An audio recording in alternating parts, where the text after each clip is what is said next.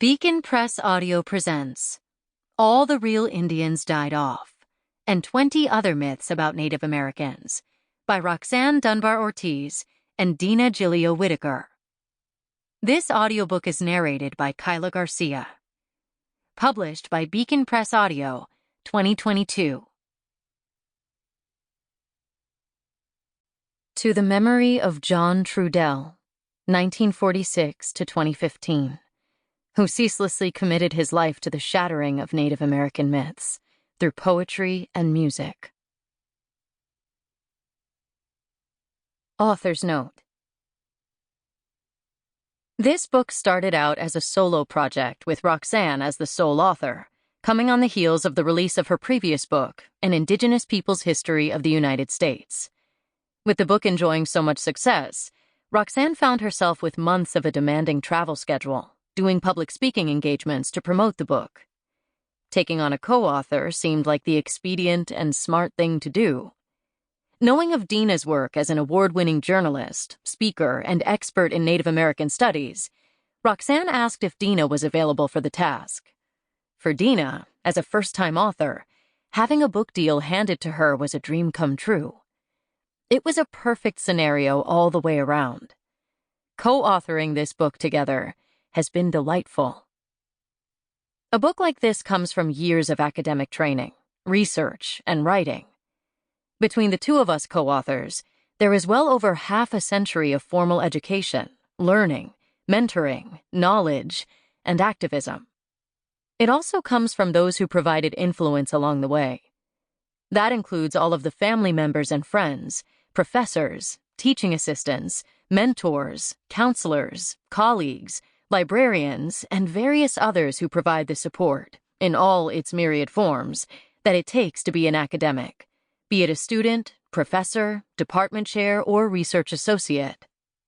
Every person who was there on our journey has in some small or big way contributed to this book. That's a lot of people. But such a book comes from more than just working with influential people, having academic training, and knowing the most current theoretical and pedagogical trends in the fields of history, Native American studies, and all the other disciplines that feed into them. Yes, the academic background is necessary, but knowing and being able to articulate clearly what all the most prevalent myths and stereotypes about Native Americans are comes at least as much from the lived experience of being Native, in its infinite manifestations. As we discuss throughout these pages, this knowledge inevitably includes processes of inclusion and exclusion, and personal histories of profound cultural loss, things neither of us are strangers to.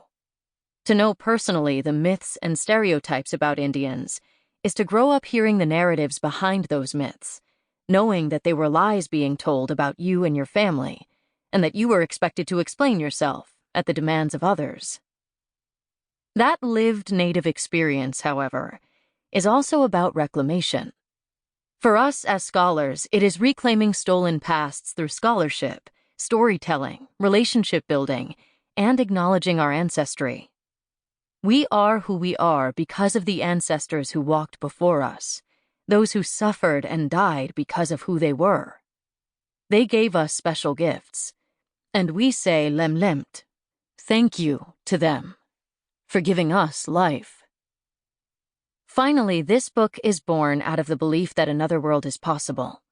When enough people understand how the miseducation about history contributes to the maintenance of systems of social injustice, we believe that people are hungry for a more accurate history and eager to abandon the misperceptions that result in racism toward American Indians.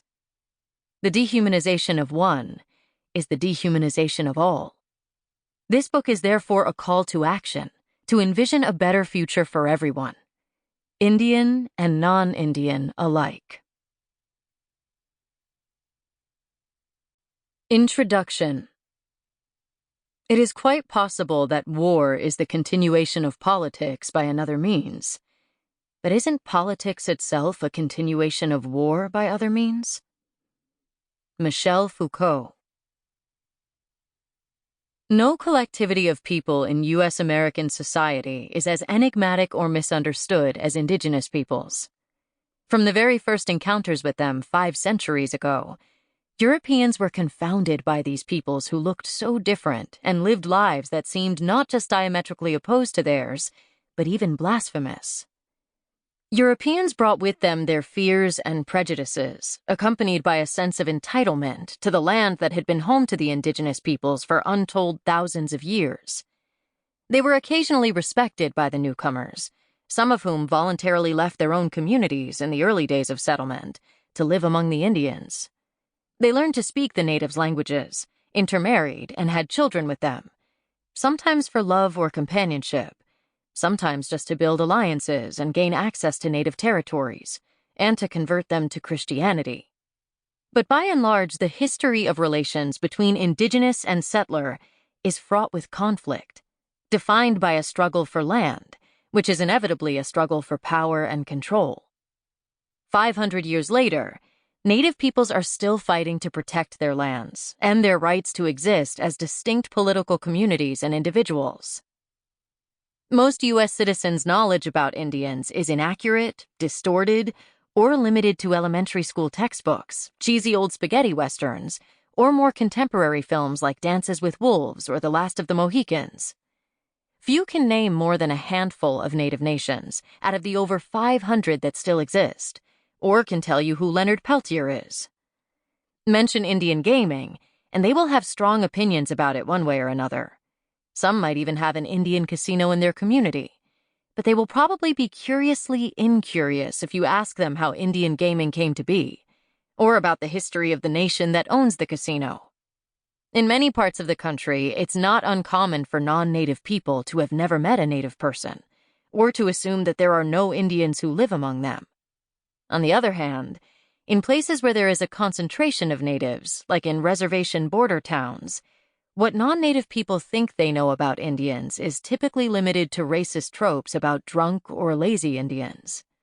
They are seen as people who are maladjusted to the modern world and cannot free themselves from their tragic past.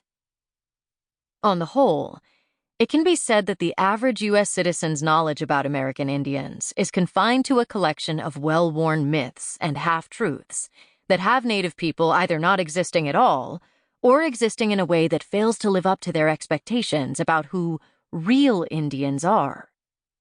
If Indians do exist, they are seen as mere shadows of their former selves, making counterfeit identity claims or performing fraudulent acts of Indianness that are no longer authentic or even relevant.